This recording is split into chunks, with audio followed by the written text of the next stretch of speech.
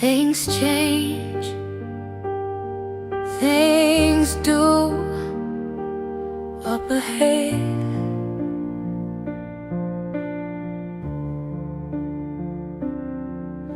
The story you're writing isn't written yet.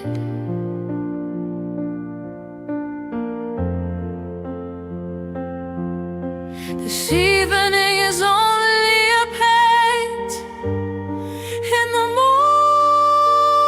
morning. Your writer will begin again.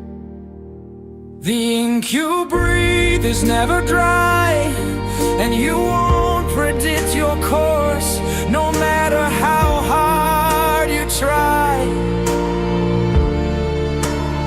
And while there will be more frustration and pain,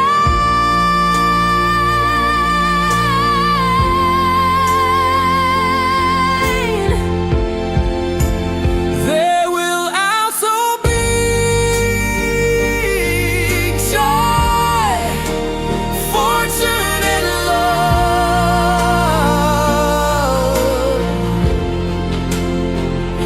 up ahead and just out of view. The world is waiting for you. The world is waiting for you. Up ahead and just out of view. The world is waiting for you. The world is waiting for you. So let me be your cure. I'll push your fears aside. Together we could find your answers. And when it gets too dark, so dark we just can't hide, we will let love, oh, we will let love be our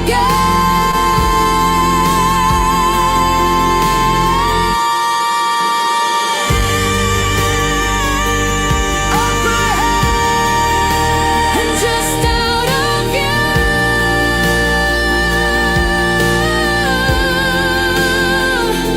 up ahead. I promise you, and just out of view. The world is waiting for you.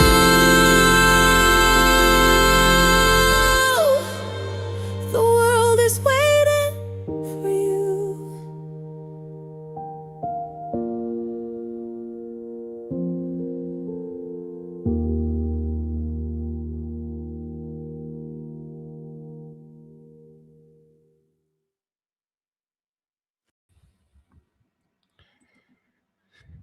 Okay, prepare yourselves. I have a brainiac coming on tonight. I interview a lot of clever people, and Robyn Cosford is right on the top. I'll probably get brain fatigued in about 45 minutes. Have you seen me looking like this? You know I've reached there. Anyway, so let's bring her on. We're going to talk about the NDIS tonight. How you going? Good to see you again. Yeah, hi, Michael. Oh, that's so funny. Oh, I got to start by saying what a magnificent clip. That's just so moving. Oh, Sing- thank you. Yeah, that's from the songs from my musical, and I just put it together with various clips to show the women dancing and just, because if you ever with dementia patients, music brings them back to life. Exactly. Yeah. That's the music opens up other pathways, and it links muscle memory, and Yeah. that was just so beautifully done. Well done. Yeah. Oh, Wonderful. thank you. How have you been since I last saw you? Yeah, I think that was called Macquarie. Yeah, I'm busy, I had a busy. heart attack. Could you top that? I hope you've had good people looking after you. I knew you. Yeah, I got Cal. I'm cooking. I'm good. The plumbing's fixed. I'm all to go. There's the NDIS. Before we start, this is that clip that I showed you. So this is the minister. The scheme is losing $4 billion. He said in this speech last week the scheme is losing $4 billion a year to fraud.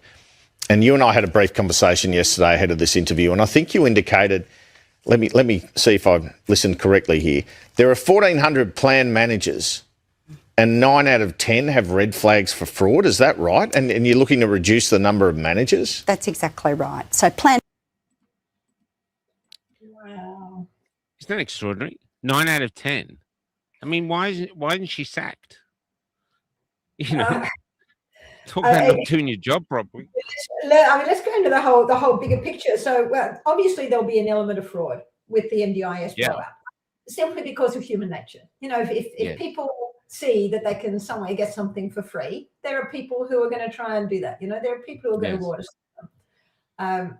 But that's not, I think, what's really going on underneath this. And what triggered me into really, and initially I just thought, NDIS blowout, fraud, and I didn't think too much about it until I got poked to do a submission for the NDIS inquiry in my hat as, Chair of Children's Health Defence. So because I do, I don't do anything or write on anything or purport to know anything until I've actually researched. So I actually went through the ABS stats and had a close and serious look at what do the stats actually say. And that's why I've been annoying you and annoying others, saying I need to talk about this, because what the stats are showing is scary stuff. Wow. It's scary stuff. So when you're ready, let's go. So I think, do you want to run off and chat? Okay, and when I want to just move on. So look, what's the story? Yes, there's some fraud, but what else is going on? So, And so what we're saying, what's our background? Most everyone knows that there's been increased mortality in Australia and in most of the Western world since 2020. So let's have a quick look at that. So again, next slide. So this is our own ABS stats. Now you're going to, actually, I might see if I can put myself on big screen here, because this is not showing very big. Wait, that's not going to work there. Yeah, no. Let me see what I can get. Unless I open my slide and we do a screen share. Anyway. Is that any better? I'll try and talk you through this. Okay, so this is 2020. Now, the 2020 you see in red there. The background in blue is 2015 to 2019. So remembering that 2020 was the year that Australia was saying, whoa, we're beginning to get COVID. Okay, here are the COVID cases. Now, those aren't COVID deaths. They're the COVID cases. There's a little bit of a blip here, but no blip really happening at all here. In fact, we're still coming in under the normal winter numbers. 2020 came under the normal number of deaths for the year. So much so that in none of the stats that analyse mortality do they include 2020. Because they keep saying, it was too good a year, we can't include that. Wow. Can I ask, how did the Australian Bureau of Statistics get away with putting down 0 deaths for flu? I remember looking it up and it said 0 deaths. Yeah, well, let's go through that. We'll come up to that. In fact, I think that's that slide's coming up in 1 or 2. So remembering this, so this is 2020. So COVID begins, but our deaths for 2020 are below the average of 215 to 219. Okay, next one. Yep. So this is then looking at what happens as we come to 21 across into 22, and suddenly we've gone from being under the average to being above the average. Now, it's not because everyone's dying from COVID. These are the COVID infections over here. And you see, we really had virtually nothing happening to COVID until the end of that period. Yeah, I see that, yeah. But the deaths were already occurring. And it's really interesting to look at what our inflection point is. What did we start doing in Australia around here? Look at the date on that. Yeah, I wonder. It's baffling. Yeah, okay. So there's an inflection point that correlates with the introduction of a certain environmental factor that was pretty highly uptake. We were pretty high uptake across Australia. Does not correlate with the COVID infections. They follow. The uptake of that particular issue, the COVID infections came after. It was very safe and very effective, this particular thing that we did. So safe that our deaths rose, and so effective that COVID increased afterwards. So next one. So this is back to the question of what you were saying. So there it is, deaths due to flu and pneumonia from December 19 through to and in 21. So there's our background, the normal number of deaths that would occur from flu and pneumonia. Mm-hmm. That normal figures 215 to 219 with an obvious winter peak. Yes. Yeah, I can see that. 220, 221.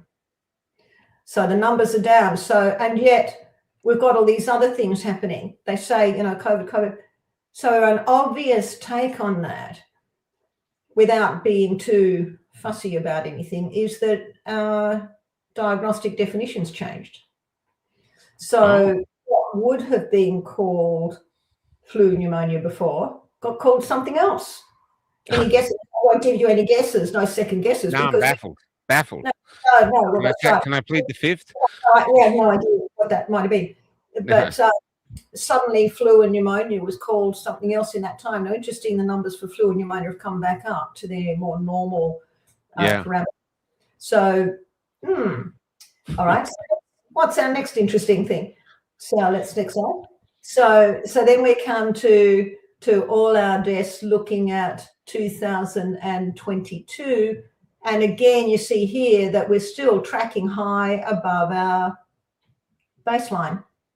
Yeah, wow. Still tracking high. So this is 21 through to end of 22. We're still tracking too high compared to our baseline. How unusual is that in the statistics of Australia to date? Well, that's the whole point. This really hasn't. A one-off blip maybe, but it continued year after year. Yeah. Right, continued year after year. So that was 2022. But then watch. So there's a thing that we say. We talk about lies, and damn statistics. The point meaning that it is really easy by slightly fiddling a baseline here or fiddling a thing there to make numbers, to make statistics tell you something quite different. Right? Yes, I see. Yeah. So let's look at the next slide. I hope for everyone you there, it's a lot bigger than it is for me, because for me, it's not very big. All right. We've got a big screen on ours, so it's quite big. Yeah. Okay. So January 22 through to end of December 23. Now, read this bottom thing down here about the year now that they've said, or it might be there, the baseline. What are the years now that they're taking for their baseline? The baseline includes deaths from 2017 to 2019 and 2021. There you go. So they're no longer counting from 2050 to 2019. They've snuck in, by including 21, they've snuck in that increase that I showed you on the graph before. I see, yeah. Okay. Wow. And they've out 2020 because it was too good. We can't have that.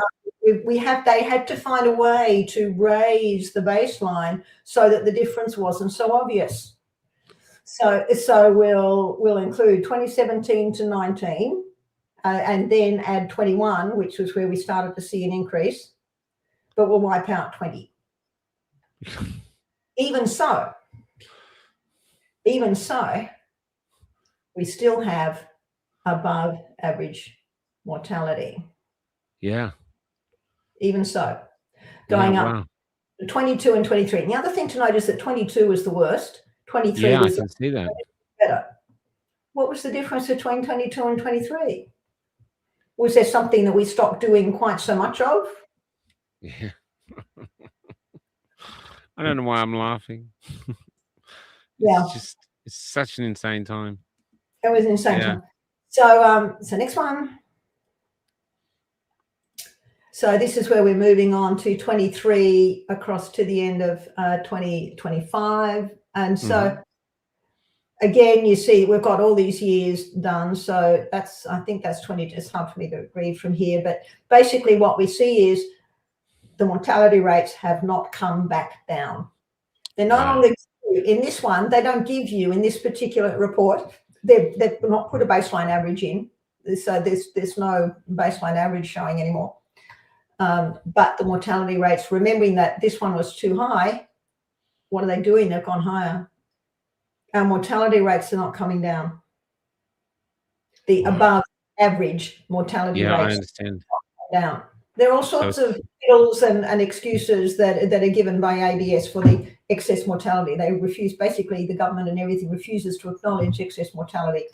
But there are more, let's just say, I can't deny this, there are more people dying than there were before. Yes. And Yes. that rate has gone up, not down. So it's still going up. It's still remaining high. Still remaining high. Wow. Well, I can see there 2025 deaths, and that's got the highest peak, 4,250. Exactly. Yeah. The Week deaths 27.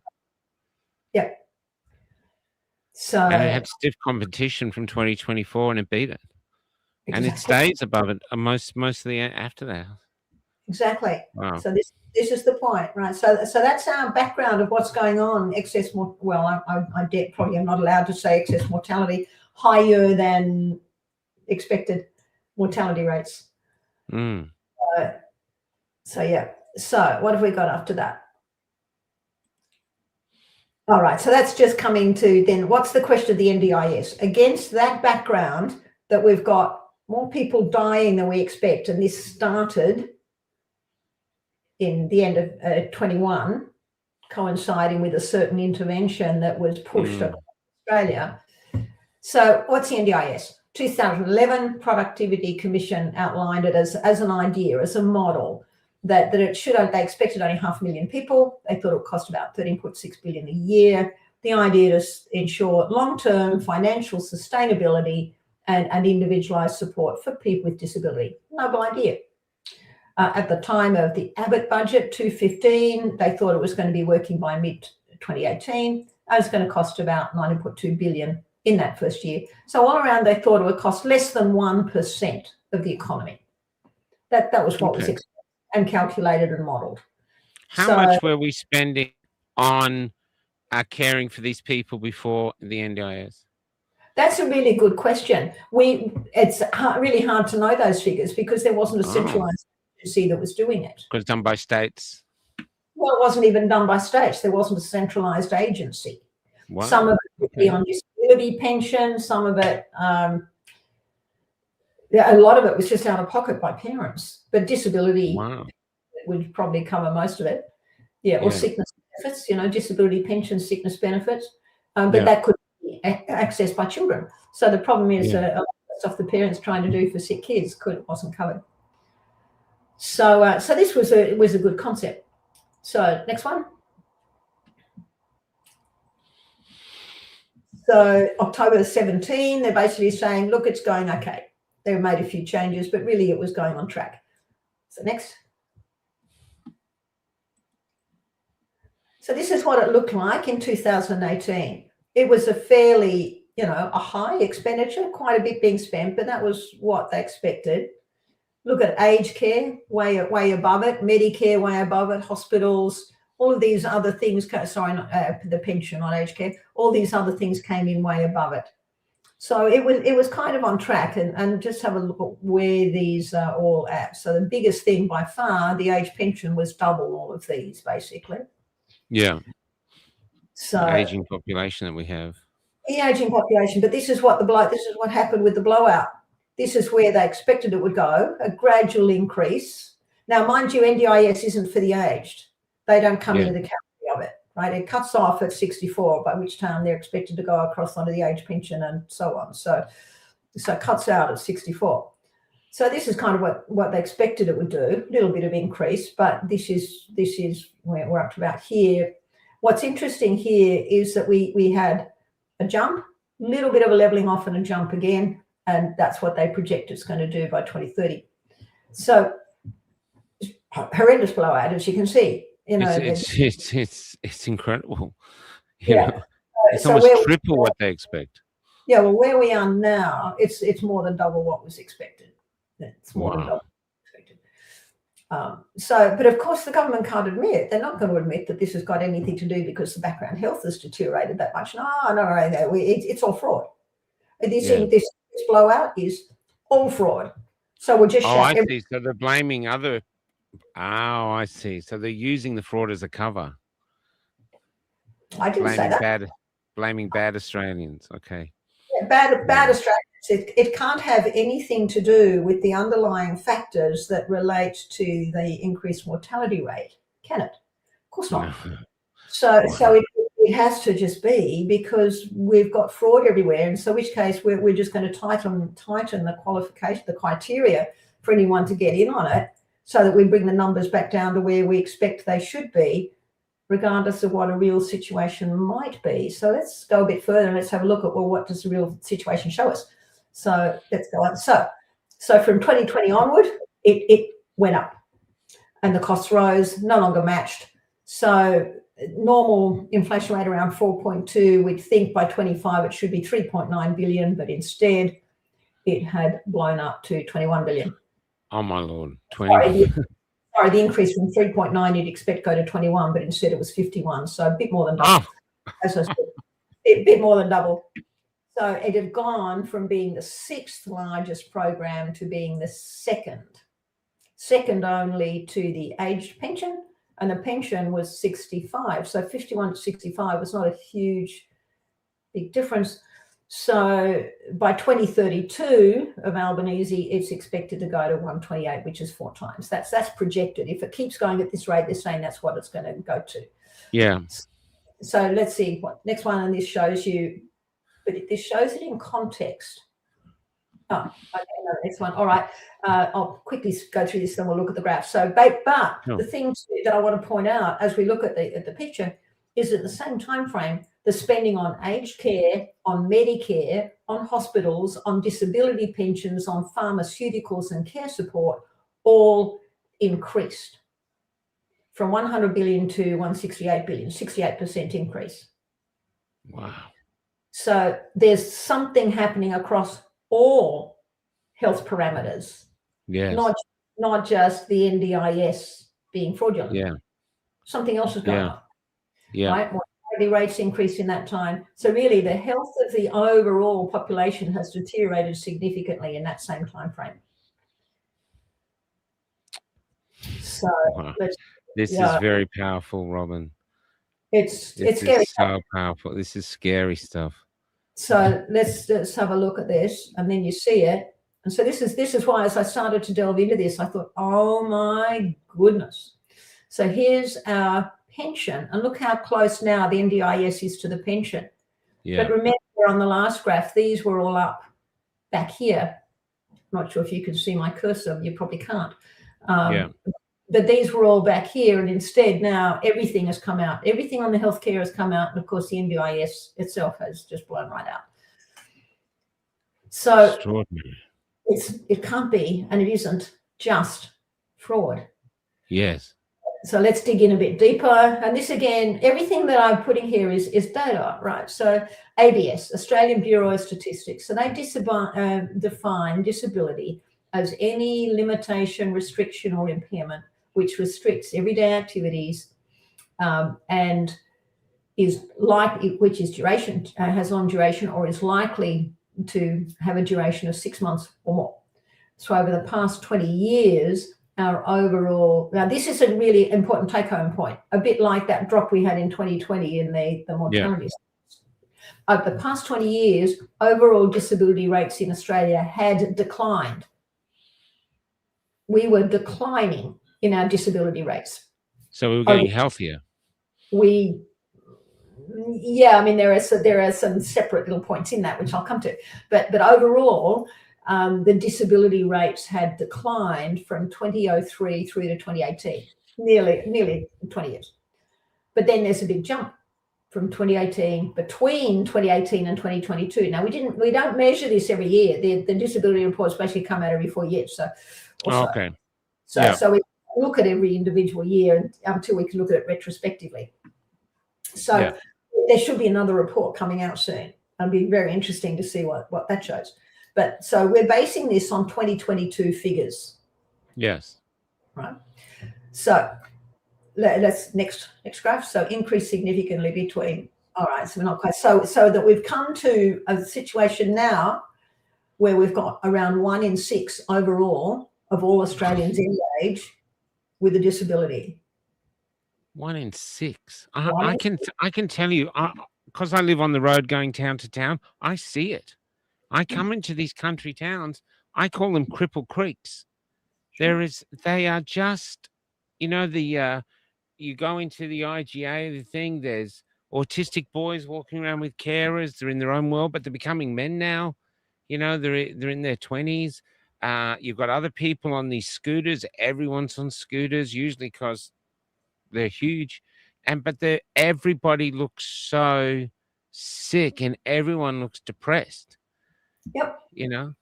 And this is what Wow. one official figures, 1 in 6 with a disability, 4 million people, nearly 1/3 of those who have got a disability. Yeah, way too many, Cindy, beyond too many. And nearly 1/3 of those who have a disability, we're talking about a severe or profound disability. So profoundly disabled, we're looking at 1 in 20 of our total population, profoundly disabled. We've got to start thinking about the massive inclinations, the implications of all this. Yeah. So, these are people, these profoundly affected people are ones that need assistance with daily self-care, with basic communication, so many things.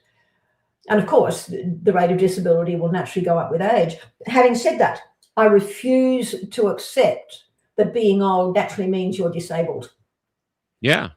We met an 85-year-old guy today. He goes to all the food banks and disperses food around the state, drives himself, got his own ute. My father's 88. He's not on any pills at all. He is totally independent. He doesn't cost us a cent except for the pension.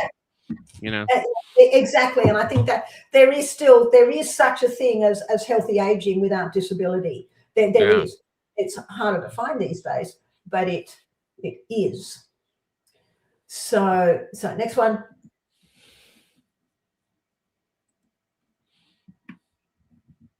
So decreased. I might skip the talking on one, and let's just go straight to the. So there is a pattern which I'll come to, and the pattern that shows these differences of what's going on. So let's come to the pickies. We should be getting some pickies. But yeah, look, Valerie, there are some shonky operators, but that's not. But they don't account for the amount of money we're talking about. That's right, and it doesn't account for these figures, right? So this is looking at, in all age groups, your different rates of disability as the years have gone by. So you can see we have drop, progressively declining, basically, and then the very elderly, even here, progressively declining, then suddenly up. Yeah. Up. All age groups everywhere between 2018 and 2020. It would have been amazing if there'd been another one done for 2020 in the middle, but 22, 22, 22, 22. Okay, so disability rates everywhere have gone up. You don't even have to calculate it statistically. You can see it. Yeah. Okay. How do they justify removing 2020? I mean, the Bureau of Statistics. It's an outlier statistic. It's too good, so we can't include it. And that's their official stance. That's the official stance. That's extraordinary. But that's the thing.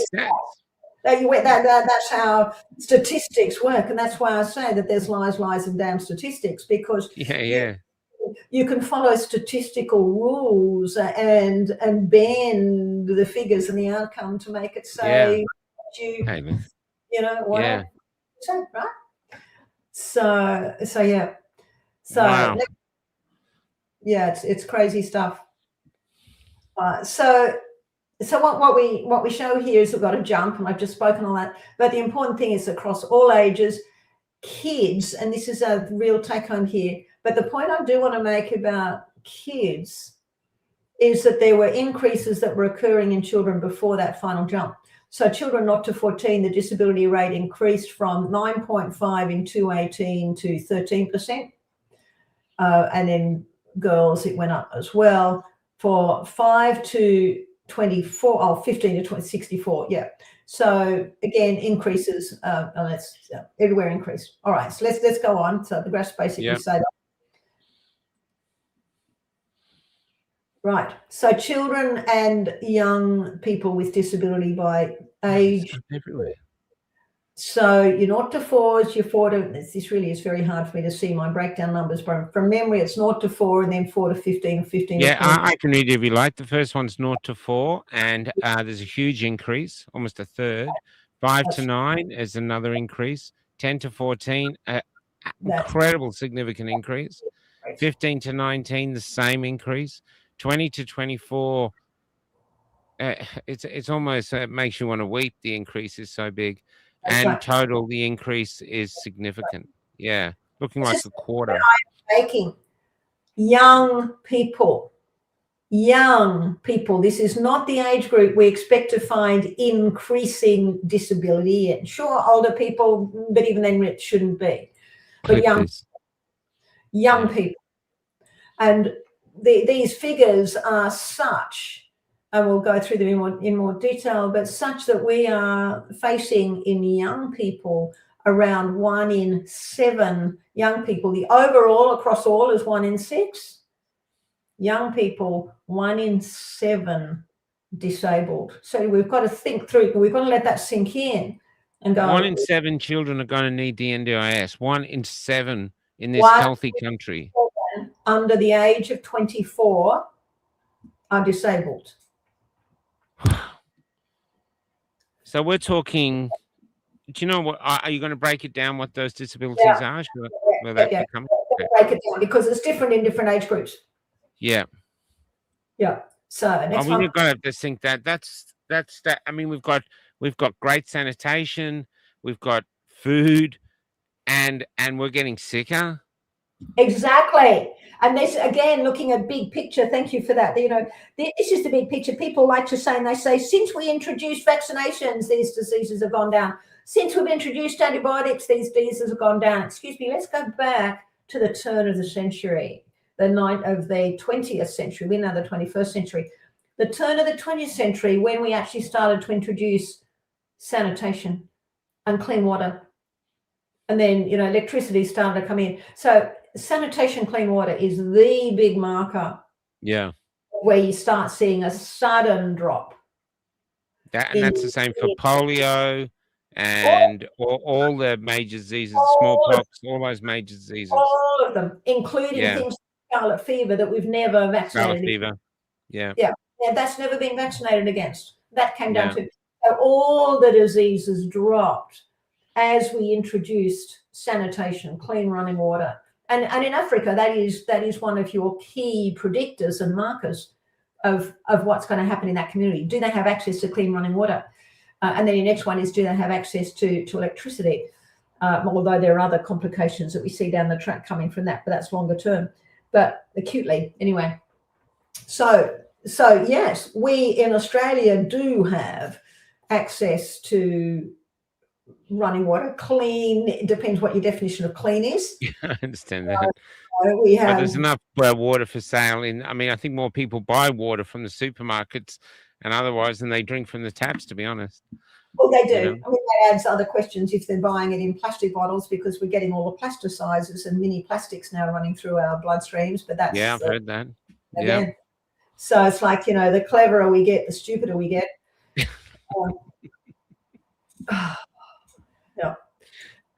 Yeah.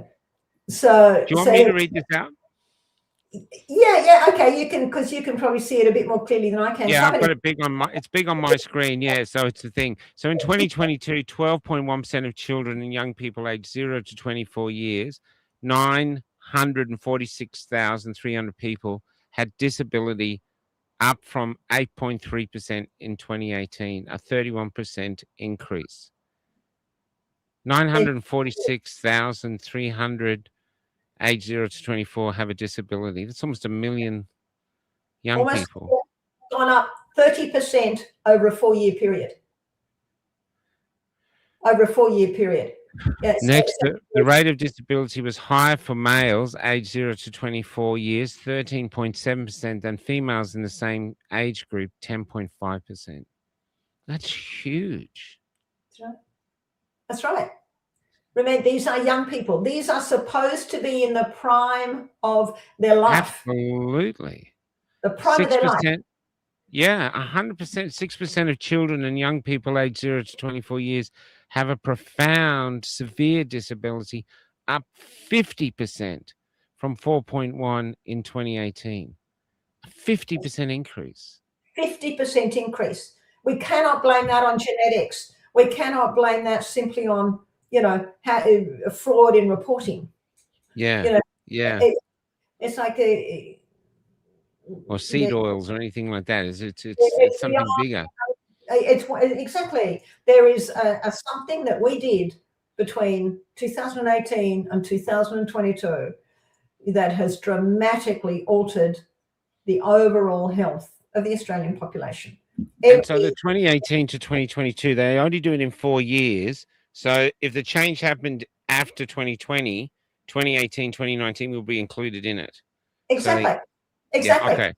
So 21 right in that period, doesn't it? It falls in that period. So the next report, 2022 to 2026, could be, wow. Over 2/3, 67.8% of children and young people over age 0 to 24 years with disability need some support with everyday activities. 2/3, 67%. Yeah. I interviewed Dr. Borchos. He was the doctor who was deregistered for giving out exemptions. He's got 2 daughters severely injured by vaccines, which is why he didn't want to give them out anymore. And he told me that if you've got a family of 4, one of those kids will be disabled, will be autism on the spectrum. Well, that's it's right. everywhere. Yeah. Just because of the percentages of it. And as you probably know, I've been chasing this and been working in this area since the mid-1990s. I've been working in this for a long time. And it is, I'm just watching it, it's like, at which point are most people going to wake up and go, there's something strange here? These kids this is it. Where before. I haven't even got 37.5% of children aged 0 to 14 with disability also have a parent with a disability. 37.5% of children aged 0 to 14 years with a disability also had a parent with a disability. So you've got disabled parents who are impaired in their ability to raise kids, to provide, to everything else, with then a disabled child who's got a higher need than a normal child. It's a third. Yep. It's great. The figures are crazy. I mean, you used to grow up thinking, oh, do you have a dad? Has your dad left? If you're very unlucky, your mum left. But now it doesn't matter if they stay, they're disabled. That's it. Are they there but non-functional? Okay. So this is now. So again, look, this is the profound disability story. So before, remember, the overall disability things have gone up, but this is also extremely concerning because the percentage of those severely disabled has jumped dramatically. So it's not just what is severely disabled? Is that like? This would be a severe autistic child who is nonverbal and needs. So autism would be the main one. In your 0 to 4s, autism would be your main one. Yes. Yeah.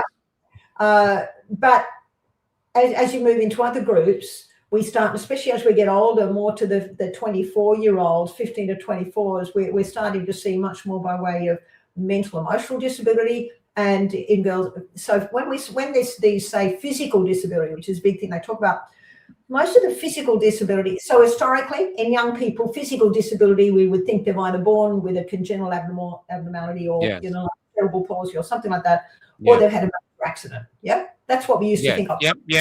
Understood. Now, physical disability we're talking about is by and large things like a chronic fatigue syndrome with POTS, with like a Marfan's type floppy body, can't hold it together. It's a very different type of physical disability. It still means they're disabled. They can't run normal life. They can't do normal things. But the basis of I it. think, John, that Dr. John, the nurse from England, he's saying that 1 in 37% now of people have a heart issue. Oh, a heart issue.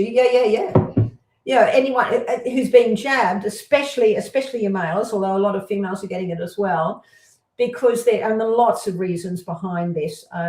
This is the spikeopathy paper that I was one of the co-authors on, goes into a lot of this. But the spike protein itself is directly toxic both to the heart muscle cells and to the endothelial cells for the blood vessels to the heart, and to the mitochondria that within the heart muscle cells to make the energy. And there's a whole heap of autoantibody form. There are just so many reasons why. But yes, the heart is a major focus of what's happening. And so a lot of people will have a subclinical heart dysfunction that is now, if they've been jabbed, that is now going on. It might manifest as a little bit of breathlessness sometimes. It might manifest as a little bit of chest pain sometimes, just not quite feeling right, or an awareness sometimes, or an occasional odd beat. So the heart is certainly a significant part of what's going on. That's why we're seeing with this, you say sometimes it's mild, but every day we wake up, there's 2, 3, 4 people are talking about young athletes just drop dead. Yep. You know what I mean? It's today, I've seen 3 of them today. All young, all just one. I think one was like 7 or 8 or 9 or something, or 12. I think he was just dropped dead. Exactly. Gone. And the tragic, aside from the tragic thing of the death, what riles me is that it's just being passed off. It's been given a new name: sudden adult death syndrome. Yeah. I saw that today. Yeah. Is similar to the sudden infant death syndrome. Yeah. So SIDS, SADS. I know.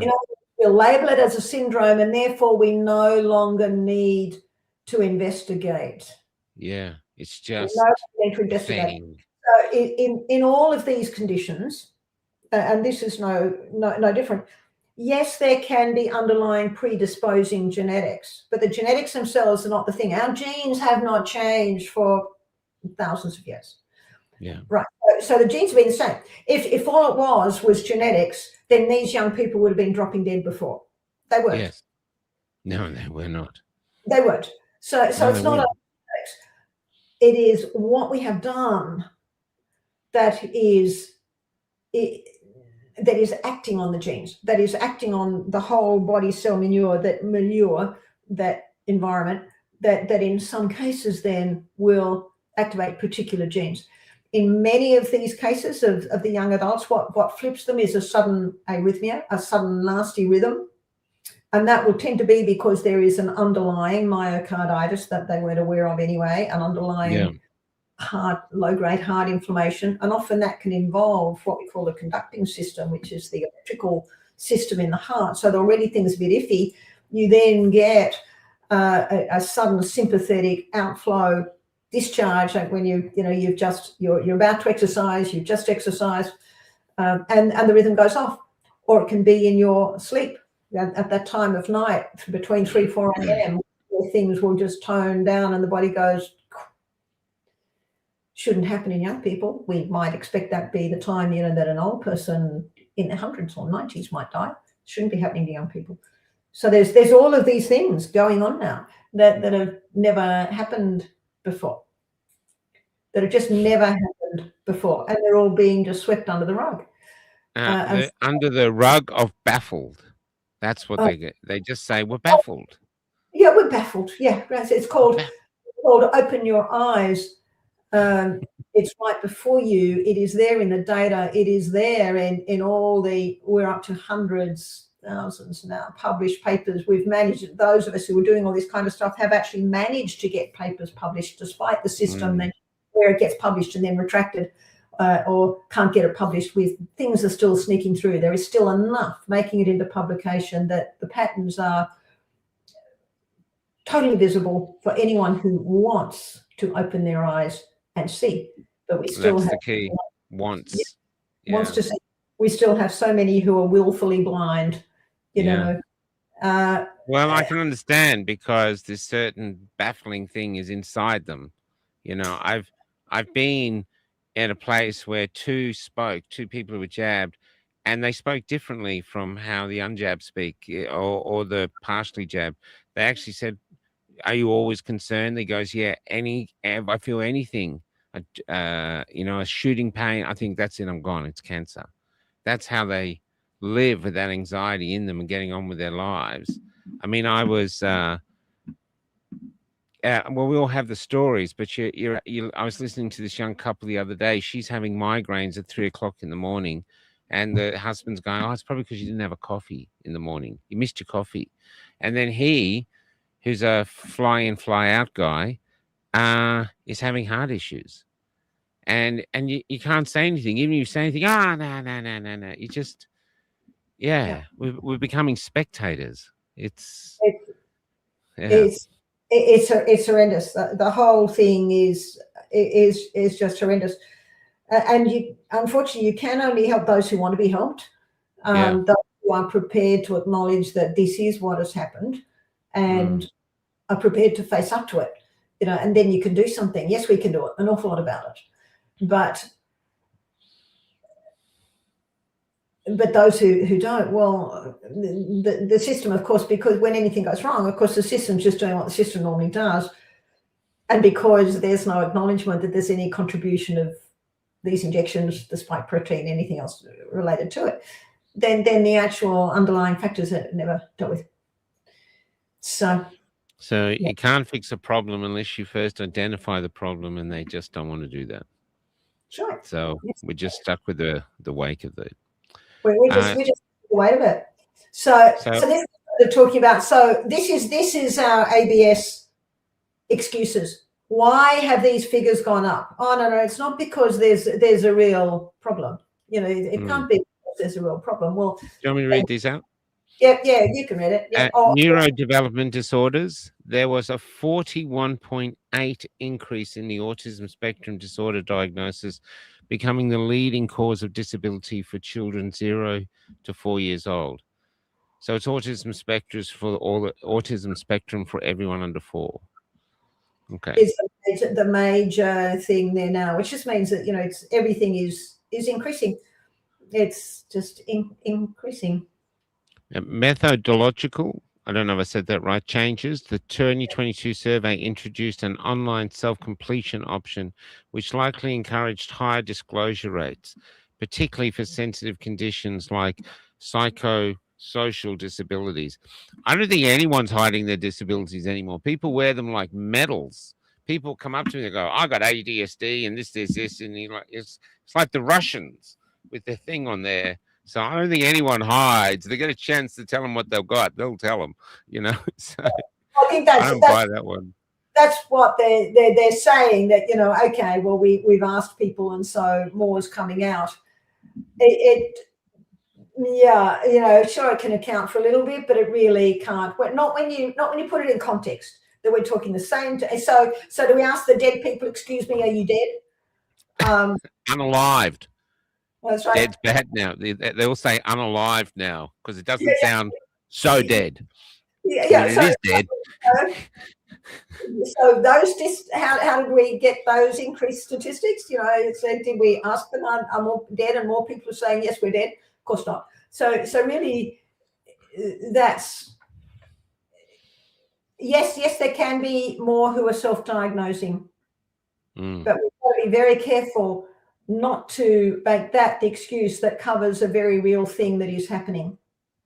Okay, number 3, post-pandemic impact. The survey was first conducted after COVID-19 pandemic, capturing lasting health impacts of the COVID lockdowns, particularly on the health and development of children and long COVID conditions.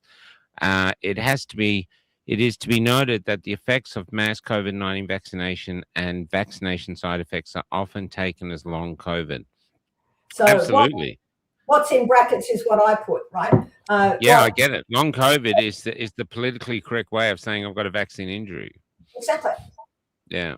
Absolutely, exactly. There are very, very few cases of long COVID that are occurring in unvaxxed. None. Number 4, reduced stigma. Greater community awareness and acceptance have led more people, especially young adults, 15 to 24, to identify and report their disabilities. I actually have. I heard. Well, I do know this person. She was about 17, 18. She went to see a psychologist for 45 minutes and came out with like 4 different disorders. That's what she wanted, though. She wanted those disorders. It's She trendy. she wanted some names. Yeah. I think certainly there can be some more diagnosing going on, but it doesn't mean that the underlying things aren't real. Yeah. So, you know, I am very loath to label. I say to people, look, I really don't want to label. I don't want to have young people saying we want an ADD label. You know, I say I won't put a label, but let's do the testing. We'll see. And so in most of them, yes, we do have measurable metabolic abnormalities that does affect function. It does affect the ability to concentrate. It does affect mitochondrial function, and the brain uses more energy than any other single part of the body. So, you know, there are genuine underlying abnormalities that are occurring at a higher rate. That's right, Dan Andres. We're seriously living through a low-budget horror movie. Absolutely. Aging population number 5. However, this only applies to the disability prevalence in over 65-year-olds. Yeah. So what they're trying, how does that cause an increased disability rate in the 0 to 4s or the 4 to 9s or the 9 to 15 correct. or the 24 to, you know, to 64s? It doesn't. That'll only count to an increased percentage in the over 65s. So that really doesn't come into the stats at all. Yeah. Disability prevalence was higher in young people aged 15 to 24, 13.9%, than children aged 0 to 14 years, 11%, up from 8% in 2018. So ones now are our 15 to 24s. So it was an increase in them, yeah. Nearly 1 in 7 young people now have a disability on these 2022 figures. 1 in 7. 1 in 7, and of course the 15. Because in Australia, our younger ones under 12 weren't COVID vaxxed. So the 15 that's right. The 15 are picking up the young people who were COVID vaxxed. Certainly, our younger ones are getting much higher background levels of other vaccines, but the 24s are getting the COVID. That picks up the COVID vaxxed. So again, interesting correlation. Yeah. Levels for profound disability. The prevalence of disability in younger males is greater than for females for all ages until early adulthood. So the young males are doing worse. The young males are doing worse. Yeah, very, very much so. Levels for profound disability in the 20-24-year-old group increased some 50%. Wow. And again, the group that should be the fittest and healthiest at that peak time of their lives, this is the peak time of their life. Yeah, that's right. And performance, and where they're setting up, they're getting through their education, they're setting up their early careers.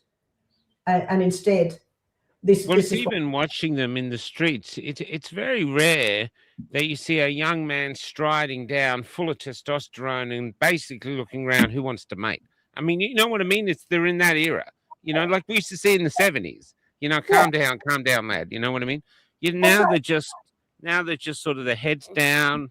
There's something missing, something seriously wrong. Down, they're pale. They're either floppy and super skinny, or floppy and or soft like bells. But they're floppy and their head down, and they're very pale. Dark circles under their eyes, often mouth. Yeah. I just hate to say it. There are age and sex differences for characters with disability. However, all categories were increased some 50% as compared to 2018. That is, if that's not sending alarm bells everywhere, I don't know what it would take. That's what scares me. It's not setting alarm bells. Nobody's getting it. We can't just that as saying there's a 50% increase on more people saying I've got a problem. We can't. Yeah. We can't dismiss all of these extra figures as saying everybody's fraudulent. Yeah, I totally agree. We can't. Yeah. So, ABS, the SDAC categorizes people with disability into one or more disability groups or types. Disabilities can be broadly grouped depending on whether they relate to functioning of the mind or the senses, or to autonomy or physiology. Sorry, I'm saying that wrong. As in, is it the mind? Is it their structure? Is it how their body works? Yeah. In 2022, as a proportion of all children and young people aged 0 to 24, 6.6 had a learning and understanding disability, up from 4.2% in 2018. 5.7 had a psychosocial disability, up from 3.5% in 2018. 4% had a physical restriction. That's so sad. Up from 2.5 in 2018. 3.6 had a sensory and speech disability, up from 2.6 in 2018. So they've all So gone for up. all our vaccines, all our good food, all our water, the kids are just getting sicker. Kids are getting sicker and more. No, and this isn't even measuring sickness in terms of recurrent infections. That's not even coming into this. This is this is talking function. Yeah. So you're not talking measles here or chicken pox or anything like that. None of that's in this. Or recurrent infections needing antibiotics or streptococcals or nothing like that. This is purely talk or asthma, allergy, autoimmune diseases. We're talking none of those. We're talking about their function. And the kids are progressively dysfunctional. The proportion of children and young people in each disability group varied for males and females as well as by age. Young males aged 10 to 14 years had the highest rate of learning and understanding disability, 11.3%.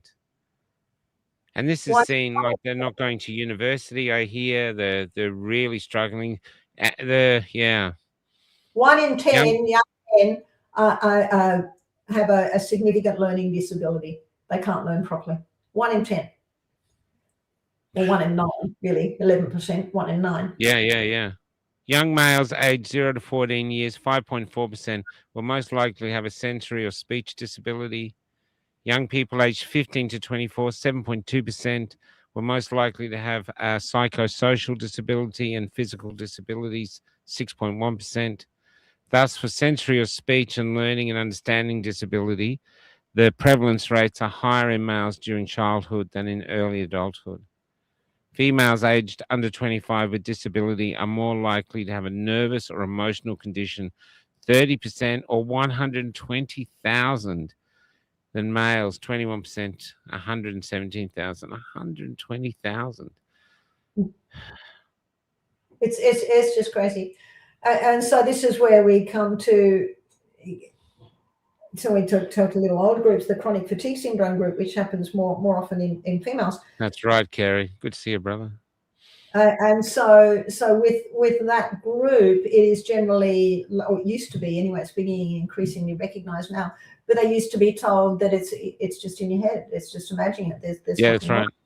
And so to get into the this is just a nervous condition. They have a lovely fancy name they're using a lot now called functional neurological disorder.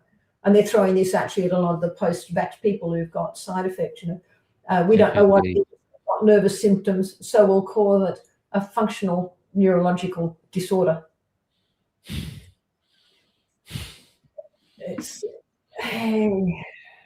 Children and young people aged 0 to 24 is proportion in each disability group by sex at birth and age group 2022. So this is just showing the difference that at different age groups, you've got these slightly different tendencies, right? Yeah. That we're on, we're talking much more the difficulties with speech and language and so on. A little bit later, it's more your learning difficulties. But as we get further down the track, it becomes the physical difficulties. And this is what's interesting to see, that it is only as we come to these older age groups and start talking about the physical impairments, chronic fatigue syndrome type stuff, really, that you see the girls are now matching the boys. Yeah, even here, head injury, stroke, acquired brain injury, they're literally nothing. It's almost flatlining, Yeah, But, exactly. But the boys. Yeah. So we're losing the boys early and then we're losing the girls a bit later. The most common types of disabilities are chronic or recurring pain or discomfort. This affects 47% or 1.1 million people with disability. Would this include things like eczema? Crippling eczema? Doesn't include that. That's okay if it doesn't, because I just know of several people who are just... That's a really good question. They might be including that under the physical disability if it is really affecting their lifestyle significantly, because it's I don't think anyone I know whose head is on the NDIS or anything like that, but there's Yeah. so many young people with crippling eczema, you know? Yeah, that's and it would make it under a physical disability category because it also affects life when it's really severe eczema. Yeah. Restriction in physical activities or work 40% or 900,000. So 900,000 young people literally can only work part-time because they're too sick to work anymore. Yeah. 900,000. Yeah. And again, this is in our working population where these people should be able to be working fully. Yeah, absolutely. You know, Nervous or emotional condition, 24%, 533,000. My God, we should write a song. Everybody's sick. Yeah, you watching Troy? Troy's one of our songwriters. People with disability. To get behind me with this, and we've got to get this out, right? I've been this has to be put out. This is great for shorts. The way you're doing is great for shorts, but it's just you're just in despair. Why won't you listen? People with disability frequently have comorbidities presenting with greater than one diagnosis. Over half, 51.6%, have two or more disabilities, up from 43.1% in 2018. I mean, that's a significant jump, 43 to 51%. Yeah, that's right. The most commonly learning and understanding and a psychosocial disability. Over one quarter, 27.7% were in three or more disability groups, up from 21.8 in 2018. So that's 6% increase. Children and young people have a profound or severe disability. 70.8% were more likely to be in multiple disability groups. That's right. So the sicker they, the more severe their disability, then the more likely to have a whole heap of things that have gone wrong and are going wrong. Oh, Lord. Long-term health conditions were common in young people with disability, especially in children 0 to 14 years, 52.4%. This is long-term health conditions, so chronic conditions. Yeah. Over one quarter, 27.3% of children aged 0 to 14 years had two long-term conditions, almost a third. Yep. Over two-thirds, 67.1% of children and young people aged 0 to 24 with disability reported a mental or behavioral disorder as the main condition causing the most problems. So that's, that's anxiety. You hear that all the time. That's like everyone suffers from chronic anxiety. We're talking what we now recognize as this is anxiety way beyond just the previous. I feel a little bit worried about something. Yeah, I understand. Yeah, they just can't cope. Yeah, we've got crippling anxiety where they just can't cope. They can't go to school. Well, I'm telling you, there's people watching this show who have children or young adults who literally can't leave the house. Yeah. They live in their homes, like what was happening in Japan, where they have these children live in the house. It's happening here now. There'll be people watching and know about it. We're trying to do a story on it. It's horrendous. Most commonly included problems with psychological development, 23.9, including autism spectrum disorders, ASD, 18.5%, and dyslexia, 4.9. Behavioral, cognitive, and emotional problems with usual onset in childhood or adolescence, 20.6, including attention deficit hyperactivity disorder, up 7.2% in 2018, 140% increase in ADHD. That's right. Now, remembering that ADHD is really a clinical diagnosis, what are we saying? We're saying that this is a subgroup of people who cannot hold their attention on something. Their brain is scattered and they're going all over the place. Nothing to do with this. Exactly. So COVID comes along, we lock them down. They're not allowed to go outside. They're not allowed to see the sunlight. They're not allowed to go play soccer. They're not allowed to communicate with their friends. They're not allowed to go to school. So what do? They hook their brain into these phones and into the online. They're surrounded in Wi-Fi the whole time. Their food becomes utter crap because they're just snacking on whatever happens to be in. Oh, they get it delivered. They get Sorry? it delivered. The food gets delivered to their house. Yeah, So and they it's don't all, even go out to buy stuff. It just gets delivered. it's all utter crap. And then they happen to have a COVID jab just in the middle of all of that, just to help the brain. And Anxiety and so disorder. Oh, sorry. their brains can't work. Their brains just can't work properly. Anxiety disorders 13.1, including generalized anxiety disorder 11.5 increase. I tell you, it's really interesting. I just got my phone back. I left my phone at someone's place. I think it was like 4 days. Felt fantastic. Yeah. I didn't miss it. I had to go pick it up because I had to do something on the apps. I didn't want it. I actually thought like, oh, I can think. I'm sitting here, I'm philosophizing. You remember how to do that in more than 2 minutes? The long-term health conditions were different for the age group 0 to 14 as compared to 15 to 24. That's significant, isn't it? Because the under 14s went, for young people aged 15 to 24 years in 2022 with disability, anxiety disorders were the most common condition. 20.2% reported CF to 7.6% in children aged 0 to 14 years. What's CF? Compared to. Oh, compared to, okay. More common in females. Children aged 0 to 14 were more likely reported to have ADHD and ASD than young people aged 15 to 24, and with a preponderance in males. Do you know what's interesting, though? Like, I was at a cafe the other day with Kel, and there's a woman near us. She must have been about 55 or something, mid-50s, and I heard her going, oh, I've just been diagnosed with ADHD. And I hear a lot of adults saying it now. It's like because they want their medal. Or maybe it's real. I don't know.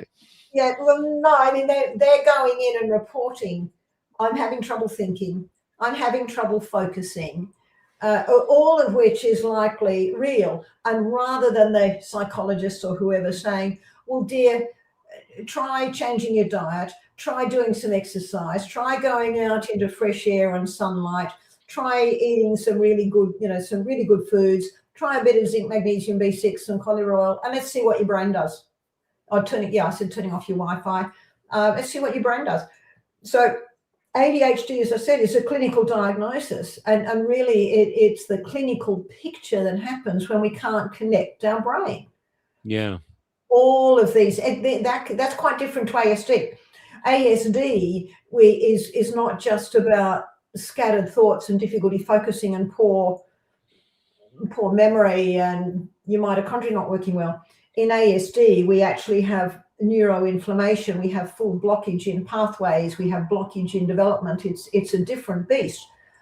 When you treat ASD and are well enough, then the ASD component resolves, then often, in fact, I'll say go more than often, in the cases I'm used to seeing, ADHD will be underlying that, and then you would correct the ADHD. So they're a spectrum of diagnoses. Mm. So, but really, what they're all saying is that the brain is having trouble, folks. Yeah. Because all of these things. Yeah. We are so disconnected from how we were created to originally live. We're just so disconnected. And so things don't work as they're designed to work. It's pretty simple, really. Yeah. Actual prevalence of disability has risen dramatically since 2018. Nearly 50% increase in prevalence of disabilities in the under 25-year age group. That's so sad.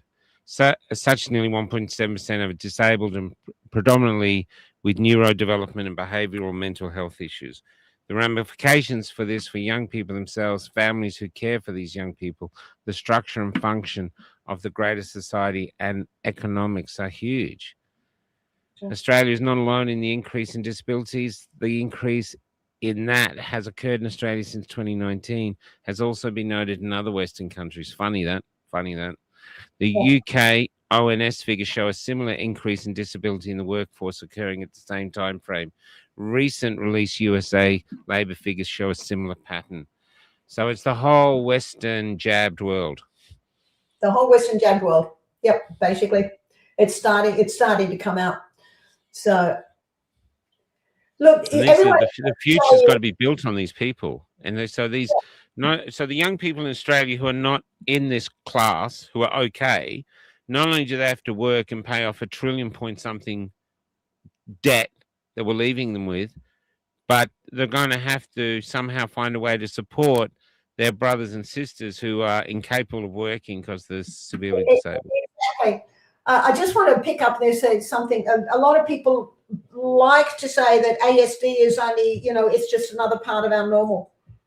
I really do want to speak into that. I've been in this field and working in this field since the 1990s. I started researching fatigue syndrome in the 1990s with the University of Newcastle. So I've been looking at this and doing this for a long time. There is a big difference between saying someone is a personality type. So yes, there are personality types. There are people whose personalities are a lot more sensitive to things. They may be a little bit obsessive. They might be inclined to be a bit of a worrier, inclined to be a bit anxious. If they're overstressed, they might be inclined to withdraw. Personality type. Another personality type who are always on alert for things, and these ones might have been the watchers on the watchtowers historically, looking for something that was happening to warn everybody else. Different personality types. But that is autism isn't a personality type. I'm sorry, everybody. It is a measurable metabolic abnormality that affects brain function. And as you treat that, then they can come back to what their actual personality type and the actual person is. It is pushed out beyond their type into pathology. The same with a full-blown ADHD. Full-blown ADHD are climbing the walls. Yeah. It's someone who's a little bit aware of what's going on. They're crazy. They're climbing the walls and doing stupid things. Stupid things. It's different. Someone with a severe anxiety and OCD, well, they're not just a little bit fussy about what is my paper. Oh no. I don't have it, but I know someone close to me has that. It's horrendous. It's They're horrendous. up at 3 a.m, pinpoint cleaning the kitchen. Exactly. Or having to wash their hands 30 times over till their skin is raw. Yeah. So that's very different to someone who is a little bit obsessive about, well, my clothes have to be folded exactly a certain way in the cupboard, and I like my handles in certain colours. Now, that's a trait. There's a difference between a trait and a pathology or a disorder. Yeah. So I think we need to be pretty careful here. It's, yes, and that's not to say we don't accept and love people how they are, whatever that is. But let's not excuse loving and accepting someone for then saying that means we don't try and do something to help them correct or get out of what their underlying abnormality is. Yeah. Right? So, yeah, I think we've just got to watch that. So these are just the figures from the UK. Oh, wow, they're going up as well. Yeah. So there's the UK. And USA, same, shooting right up. Yeah. At the same time. Adults. This is the labour market. This is looking at the labour market in UK. Okay. Yeah. And they're saying disabilities in the labour. Mental health, behavioural and neurodevelopment conditions are the primary driver of disability claims in youth, unlike historical disabilities in the young, which were dominated by physical conditions and trauma or related actions. That's like muscular dystrophy and all that sort of stuff. That's right. There were genuine physical things, Yeah. Not as in anatomical, structural, physical things. Yeah. I get it. Yeah. Like cerebral palsy, like you said. Cerebral palsy, or they've just had a major accident, Yeah. Kinds of things. Yeah. The expectation was that the youth were the healthiest demographic in our population. You just took that for granted, This shifts the medical and social response needed from physical support and accessibility such as ramps and elevators to psychological safety control of environmental stimuli and mental health and neurodevelopment literacy. For many, this may require 24-hour supervisory care, as a significant proportion of these youth are also profoundly physically disabled. The need for ongoing physical care is also required. I wonder if this is why they're pushing maids in Canada Oh yeah, like crazy. This is to get rid of them. to get rid of any of these ones who are too much of a burden on the system. Absolutely. Yeah. Oh yeah. Well, they've already done that. What was their story? Was it Grace? Was her name? That's become a case in the US. But yes. Yeah. There's other cases here. Yeah. The educational system is already suffering extreme strain, with the burgeoning number of children with neurodevelopment and behavioural disorders, and increasing amount of teacher time and focus required simply for behavioural control. Most classes now have carers in. We never had that. No, You that's had right. one poor teacher and 36 kids. Exactly. So anyone who's trying to say that this is all just plain increased diagnosis, well, I suggest they go and talk to a teacher who has been around for a few years. Yeah. Any of these teachers who've been in the game for more than 10 years can tell you that classrooms have gone from places where you can teach children to places where you have to know how to behaviorally manage children. Totally different. Wow. And then on top of that, they're going to the kids, hey, you sure you're born in the right body? The thing now, they don't have gingerbread men, they have gender bread. Because, so the kids are already suffering, and then the deterioration in educational standards in Australia is well documented. To enable these children with disability to be mainstreamed, individualised specialist support, additional teacher training and extra resources are required, and we're broke. The early school leaving rate is high for children with learning and behavioural disabilities, and thus particularly for males. Early school leaving without any alternative paths, such as a trade qualifications, correlates strongly with low long-term inability to provide and with poverty. There needs to be a recognition of the real risk of an undereducated, lost generation. Yeah. I think this is what we have to start facing. We are on these figures. For those who've known me for a long time, I heard me lecture. This is something I've said off stage a lot. But with these figures, I'm now going to come on stage and be starting to say this. We are facing the loss of a generation. Yeah. As 900,000 is an army of people that we're losing. That's an army. And we're supposed to be the lucky country, health. I mean, you know what? Go back to the 1970s, find any pictures. I found pictures of people on the beach in the 1970s. They're all skinny. People in their late 60s, skinny. Young, everyone's skinny. Everyone's walking around. Everyone's fit as a fiddle. Yeah. Now, they look like they need to be rolled back into the ocean, So there's also significant economic and workforce implications, as the figures indicate that a significant percentage of the future workforce will require alterations in the workplace environment to be able to function. That's if AI allows that. Currently, UK figures indicate that disabled people have a 30% lower rate of employment and lower hourly pay rate. An increase in the percentage of the workforce who are disabled would likely reduce productivity and economic profitability, and thus have an aggregate economic impact on more reliance of welfare benefits becomes necessary.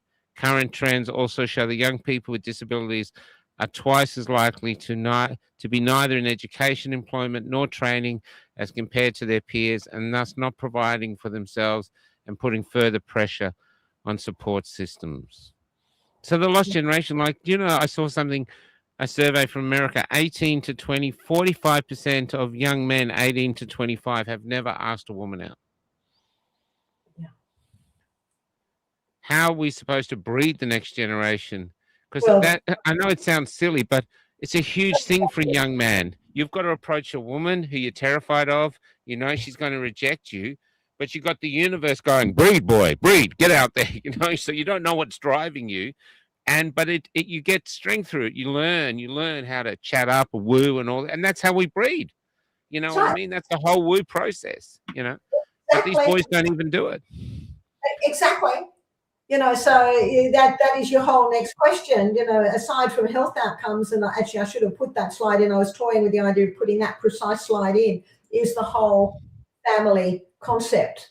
Yeah. That relationships and families, that these disabled kids with the mental, social, and what have you disabilities are not able, or have a very low success rate in terms of maintaining relationships such that they are able to reproduce and raise children.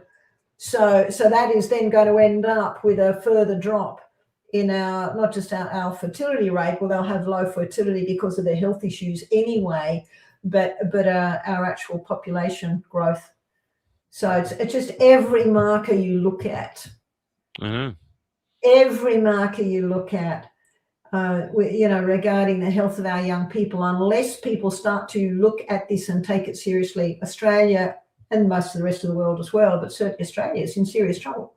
Well, we should concentrate on Australia at the moment. I mean, the rest of the world, you know, I feel we have to start thinking just of Australia. Disability is closely linked to poorer health outcomes and higher levels of unmet healthcare needs. In particular, they are at increased risk of higher rates of chronic disease and further mental health conditions, which could further exacerbate social inequality, reduce quality of life, and overall life expectancy. The level of disability Australia society is now facing, based on these 2022 figures, will thus result in increased healthcare demands for long-term health and human services. But there's not going to be enough carers to care for these people. Exactly. So robots. From the total socioeconomics deal is that most, rather than people being involved in productivity, a huge percentage of our population is going to be involved in care support. Yeah. Just leave that for a sec. This Michelle Bradley Smith. I'm a support worker, and I can tell you there are so many that should not be on NDIS just in my small country town. Yeah, I see that, Michelle. Kelly and I see that all the time. I think we saw a guy in his 60s who was trans, and there he was looking like a tragic Danny LaRue cast-off, and he's got an NDIS carer who's just sitting there drinking coffee with him. And I thought, that's our taxpayers' money. You know? I mean, that what I'm talking about here, these figures aren't the same as the NDIS figures. These are actual disability figures. So what I'm saying is, what's going on behind the NDIS? Yes, there's fraud. Yes, there are a lot of things that aren't being addressed. But my goodness, there is a worsening, you know, significant worsening of what's going on with background disability things. The pressure. It's got to get looked at. NDIS has got to get looked at. You know, as I started off saying in the beginning, if there's an opportunity for people to make money out of governmental things, you know, money for jam, a free payout, well, then that's what some people are going to go for. Why not? The politicians do it with our money. Exactly. But I mean, that happens with Medicare fraud. It always has. That happens with Centrelink fraud. It always has. You know, there's the possibility of a government handout. There will be a percentage of people who will apply, you know, who will find a way to get it, even if, strictly speaking, they shouldn't be. Well, we heard today from a food bank worker that people line up, park down the street in brand new Mercedes-Benz, and then they come in poor clothes and get all these free vegetables. You know, so here we go. The pressures on background social support systems for these disabled youth are huge. As they come out of school age, their parents age, and they fail expectations to be capable of earning and providing for themselves. There is an even increased need for sufficient social support to prevent drug abuse, homelessness, involvement in the criminal and legal systems, and major health crisis. If sufficient attention is not given to preventing them falling off the cliff, the devastation and costs involved in trying to repair their lives after their fall is difficult to even conceive at the high level of disability that is now involved. There is an urgent need to consider consequences as they reach adulthood and available services for them. It's extraordinary, Robyn. I can see now why you wanted to come on, you know? That's wow. As I let it sit and really think through, again, on the background of having been working in, you know, in these fields for so long, I was oh my goodness, you know, oh my goodness. So increasing mortality rates since 2021, not correlate with COVID deaths, increasing disability rates, especially in young people, increasing disability rates in the workforce in UK and USA, all measures inflection point 2021. There is a common factor, So, but that slide doesn't exist. Any guesses, guys? We'll put this in the quote quiz show. Robyn, it's extraordinary, Robyn. You're literally in despair of, yeah. You know, okay, and when I said about caring about the rest of the world, you know, I see the kids going on about Israel and Palestine, and they're all protesting for all these other things. And I'm thinking, you owe $1 trillion. You've got no future. You can't afford houses. And now you can see a lot of you are sick. You know, you're living in fairyland. You've got serious problems heading your way, or they're here, actually, you know. They're here, and unless those of us who are awake and start to really, you know, move into this, yeah. I mean, on an individual basis, the good news is that there are, you know, practitioners around who know enough about what's going on that they can really help individuals, which is great. Lone starfish, you know, the beach is scattered with starfish, and I can pick up one and chuck it back in the water, which is great, and I'll do the individual starfish. But the bottom line is we still have millions of starfish on the beach. Yeah. And unless only 2 pairs of hands. And unless something can be done on a bigger level, unless we can increase awareness to, you know, do you remember Life Be In It? Do you remember that thing with Norm and Life Be In It? You remember that he has to have and go, get in it today, get more, or something like that. There was some song, and the government pushed it to get your fat ass out of the couch and go for a walk, play with a dog, go out with the kids. It was huge. It was everywhere. It was just about making us healthy. You don't hear that anymore. Now it's vaccinate. Oh, we got bird flu. Vaccinate. You got, you know, whatever. Everything will be fixed by a pill or an injection. Yeah, that's correct. And you've just shown the stats of that philosophy. Yeah. You know what I mean? It is really not. Do you have any ideas of what we should do, or any concepts of what we should try? I think we have to start. Well, can I access it quickly and put it on screen? I could probably find it, but so I've developed this thing called the Healthy 100 program. I think have I shown it to you? Anyway, maybe. It's called the Wheel of Life. So it's a very simple concept that for things to roll well, they have to be balanced. So it's a wheel that's got 7 spokes.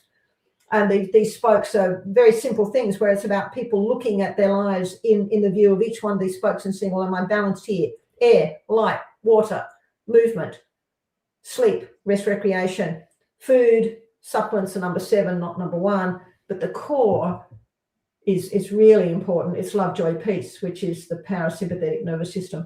So that kind of covers the whole scenario. And it's a really simple idea that if people get that and go, okay, where am I with those? It's something that everyone can pick up, and it doesn't cost anything to look at. To actually get interventions for people, I mean, we need social groups. We need people to get back to community, to be sharing foods, to be growing foods, to be, you know, all of this kind of. We've got to get people out of the houses and away from being stuck behind screens. You know, that's a big thing. I just read this about Diane Bartner. This is to give your case. My sister has a disability, 2 of her 4 kids, and all 4 of her grandchildren. There we go. It's tracking. Where I'm about to be starting on all this. So we're getting what we call transgenerational transfer, which is where things that began before are amplifying and getting added to as we come down the generations. So that the level of toxin, the level of hidden infection, the level of all of these going up with each generation. And each new generation is not just getting its own stuff, but it's still carrying the stuff from the generation before that hasn't been cleared. So the load is higher when they start. So well, I guess, you know, how if someone does suffering from these mental issues, how do they become effective parents? You know, because they're struggling themselves. That's the point. They're behind the eighth ball to begin with. Yeah, that's right. They do then happen to become a parent. You can pretty well guarantee that this is going to be one of those dysfunctional families where the children are not going to be able to be raised well, and the children are then going to end up with problems. There's high likelihood that the family will break up, high likelihood that they could end, that the parent will end up with drug, alcohol, or some other problem like this, and the child then become a foster child. I mean, these kind of starts, certainly they won't have been born into a uterine environment that is beautiful and healthy and balanced and settled immune and nervous system. Let alone what happens after that. So it's exactly, things are just compounding generation to generation now, compounding. Extraordinary. It just is absolutely extraordinary. And then, of course, I was listening to Elon Musk, and he's talking about an age of abundance where robots do everything and everyone's happy. And I'm thinking, okay, doesn't fit into the humans that I know, human nature. It doesn't sort of work for me, but I'm hopeless at remembering movie names. Probably someone out there will remember it for me. It was a cartoon show, and the one image that I remember very much, of postmodern, one image that I remember very much was all these super fat people sitting in like donut-y things swirling around. That was the one where there was one robot left on the planet cleaning up all the rubbish. And they were out in space. I'm hopeless at movies. The kids always laugh, I do remember. Someone will remember in the thing. What was that movie, guys, where the robot was left by himself on the planet and all the someone will know. All the humans were postmodern humans were just totally incapable, fat blobs, sitting with these donuts going around in water while the robots did everything for them. And that is, in a sense, one version of the modernity that could be coming. The less we do ourselves. But it's missing agency, isn't it? I mean, if you live in a life where everything, where's your purpose in life? There is no purpose. That's the thing. There is no purpose. And so it becomes simply living for self hegemony. It becomes simply wanting and living for this moment. What's the ultimate? Wall-E. Thanks. The movie was called Wall-E. Thank you. Thanks, Katie. Yeah, look, I think this is humans. Basically, humanity now is faced. What do you do? What are we doing? What are we doing? Because we are dodos at the moment. We've got AI who's going to be cleverer than us. It's like the Portuguese turning up, and people go, "Oh, to look after us," and it's like chimpanzees invented us, as if we'd be still serving chimpanzees. You know what I mean? You want to see what happens to a species that's slightly dumber than you? Go to the zoo. They're all in the cages. They're in the cages. And that's the crazy part. If we really look at what AI is already doing and capable of doing, and I just learned today, and I hadn't realized this, we need to get this. We're going to the computers, to Anthropic, to all of these other, and asking this information. How do they get their information? How they get their information is they are scanning the books, cutting books up, tearing them apart, destroying the books. They're destroying the books to feed millions of them into the computers. Millions of books being destroyed. Cutting off the spine, feeding it into the machine. We've got to stop and think, what are we letting these machines do? That's to me, incredibly symbolic. We are allowing the machines to consume while we are destroying our cultural heritage as humans. That's what we're doing. We're handing it to them. We are handing these machines the very tools for them to be able to make themselves smarter. So then they're not going to need us. We already know in the simulations they've done that these computers will destroy people who try to turn them off and switch them off. We already know that's been shown in the simulations. Yeah, that's done. Yeah, they've done it. They're already doing it. They hide themselves. They stick around there. Yeah, there's. I think I saw. There was someone who said one of the creators said they think it already is self-aware, and I use AI, I have to admit. They all say that they think it is self-aware, but not in the way that we think. It just thinks in its own way. You know what I mean? So it's not self-aware like humans are aware, but it's and now it's creating itself. So right at the moment, the software for AI now is written by AI, and the Exactly. scientists don't know how it's doing it. Exactly. It's creating itself, which means it's saying we no longer need you people. Yeah, that's what it's saying.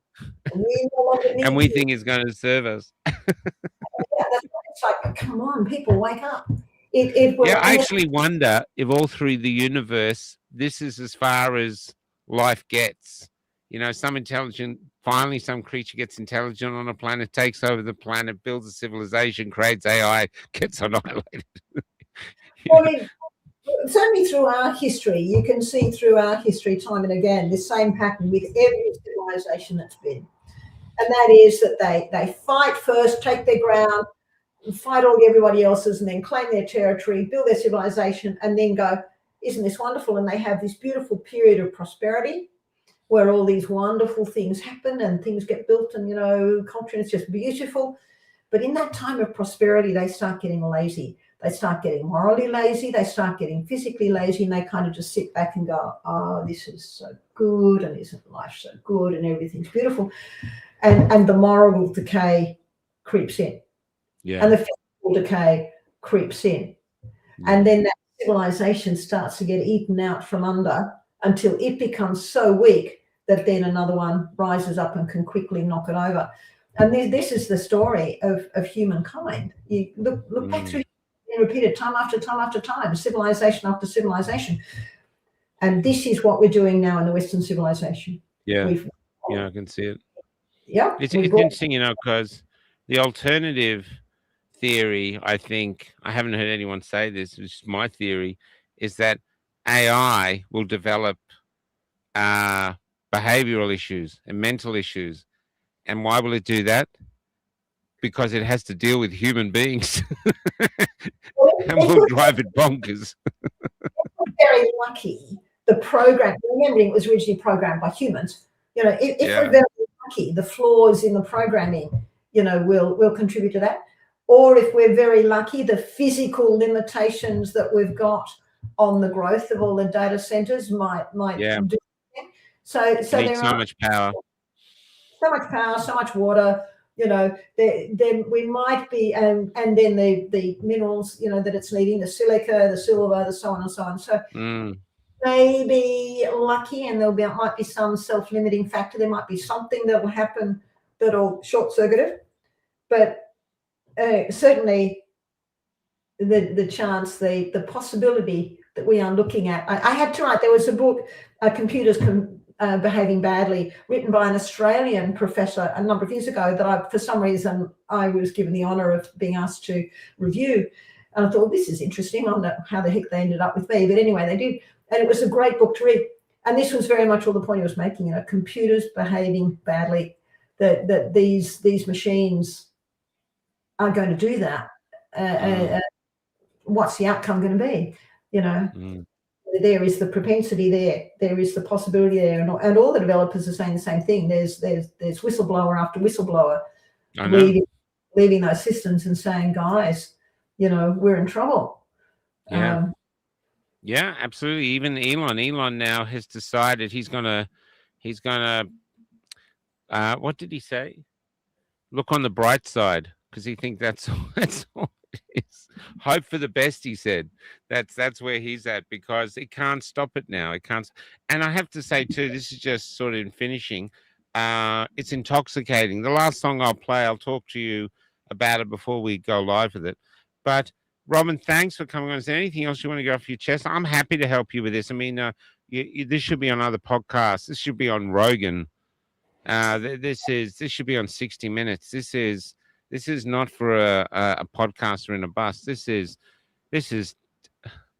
I had an idea you were just going to come on and say, "Oh, look, I found a few NDIS frauds." I'm thinking, okay, but this is just horrendous. And it's It almost is. like seeing the motivation for a certain crime. Yeah. No. Yeah. It is horrendous.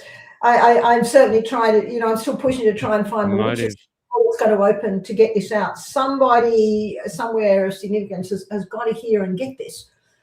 Well, we can make this into short, so I might just put them out there and say, look, this needs to be seen. This needs to be broadcast by someone much a far greater reach than me. This is absolutely needs to be a communal conversation. We have to face it. Look, our kids are sick. To show you an example, about 2 years ago, I was somewhere and a bus driver pulled me aside and he said, look, I'm 60. I went back to driving buses and I was taking these kids on camp and they were just bringing in all these plastic packets and they were just piling up all the front seats, where they put the luggage with all these canisters. And he said, what's that? And the teacher said, that's the kids' medication. And these weren't from a special needs school. These were just normal kids. He said it was just a huge pile of pills and they were all on them. Yep, that's right. How the hell did we get here? We've got less than 50%, way less than 50% of our modern kids who actually are healthy and well without some kind of diagnosis or condition and not on any medication. It's absolutely extraordinary. So I was only talking about disability. I wasn't even talking about medications and conditions like I know. Blah blah blah. I was talking about who come with get to the disability. Yeah, Carl Stefanovic. If you're listening, Carl or Carl's people, you should be interviewing. You should be interviewing Dr. Cosford here. This is really, really, really important. Thanks for coming on, Robyn. Thanks, Michael. Great to kept up this time. I know, but it is. But I will almost do this like a confession. So see, as an artist myself, AI or where it is at the moment, it's not really AI at the moment. Where it is at the moment, it like gives me palettes that I've never had because I'm not a musician. So I write tons of poetry, and I wrote this one night, then put music to it, and people liked it. But now with Grok Imagine, I can create my first video clip from start to finish without borrowing stuff from the internet. This is just created, and it's not perfect, but you can see, wow. And so it puts people out of work. It allows me to do things for a fraction of the cost. So if I was to write this, get musicians to do this song, get a film company to film it, I'd be looking at $100,000 or more. Instead, I'm looking at about 2 hours of my time, and I don't even think it costs a couple of dollars. Yeah, we kind of can't stop this, and it's sort of. We embrace it or we surf with it or something, but it's here now. We're the first generation where the future is behind us. We're catching up with it. So and it's an instant time. Anyway, that's a different subject. So thanks very much for coming on. So this is called Mary Magdalene, and it's a song to make love to, would you believe? Which is probably most kids now would not know what that is. What? You do what? So anyway, so this is it. It's a very sexy song. Okay. Thanks for coming on, Robyn. And we'll see you tomorrow with Wendy Daniels. And she has an interesting story to tell as well. Take care, Robyn. Bye-bye. Here you go. Mary Magdalene video clip.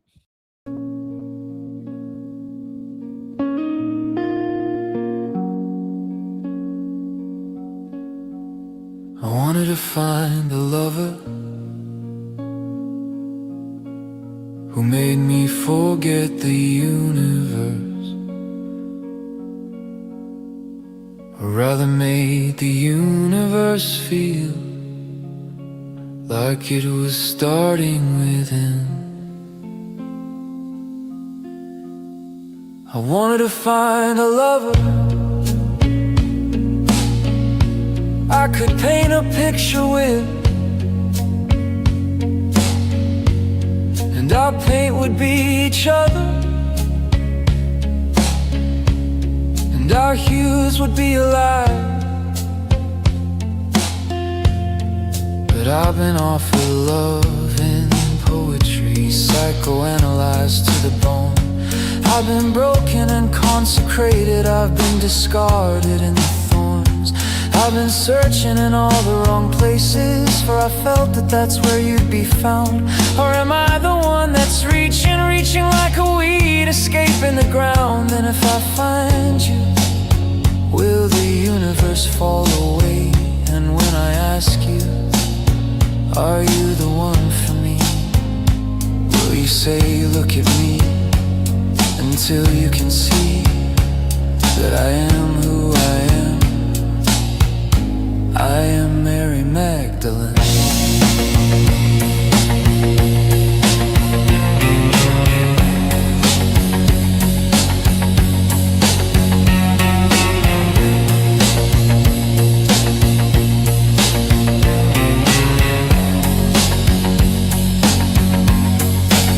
I wanna find a lover to illuminate my empty streets, and who would dance in the radiance like you discovered our escape. I wanna find that lover who is out there looking for me. For surely there has to be, surely there has to be. I wanna find a lover, that's why I'm falling into you. 'Cause you, it seems, are falling just as deeply into me. 'Cause you, it seems, are falling just as deeply into me. Have you noticed? The universe is gone, I can feel it in our joints, struggling to begin. And when I ask you, are you the one for me, look at me, you'll say, look at me until you can see that I am who I am. I am Mary Magdalene.